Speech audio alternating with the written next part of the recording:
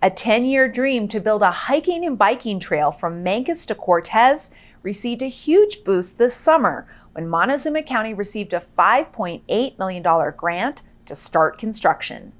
You're watching the Local News Network, brought to you by Target Rental, serving the Four Corners for more than 30 years. I'm Wendy Graham-Settle.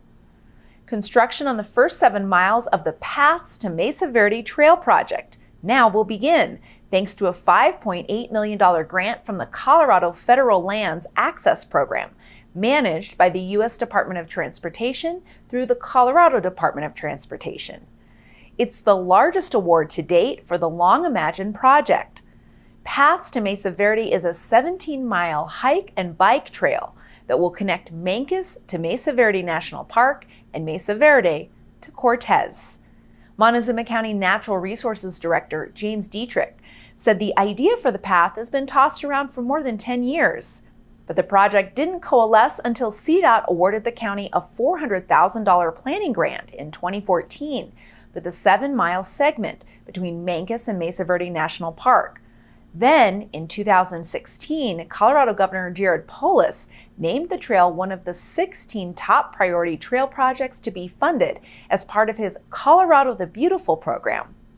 With additional funding support from Cortez and Mancos, planning on the eastern portion of the trail was far enough along to qualify for another nearly $200,000 grant from the Great Outdoors Colorado. The GOCO grant will be used to fund the $1 million local match required by the federal transportation grant. DIETRICH said Mancos and Cortez will assist with funding, and the county will seek additional state and federal grants to meet the match. Local match on that is going to run about $800,000. So we still got some fundraising to do, but that's certainly certainly doable. And if you look at the amount of dollars we're leveraging, that is just an incredible amount. The trail will be 10 feet wide, handicapped accessible, and finished with hard-packed, crushed gravel. It will be parallel U.S. Highway 160 within the highway right-of-way. But we'll try to keep the trail as far away from the edge of the pavement as possible to improve safety as well as the user experience. So obviously it gets pretty tight through there, and we're looking at some pretty substantial retaining walls, and at places where we may even have to narrow the trail slightly.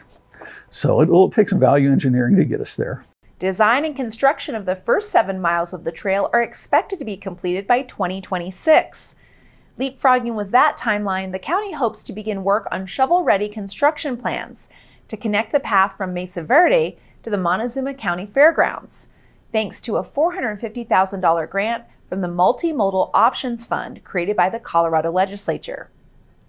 Once the segment from Mancos to Cortez is complete, DIETRICH said the county hopes to expand the trail to the east.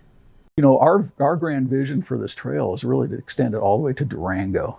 And, we really don't have too much in Southwest Colorado in terms of economic exports.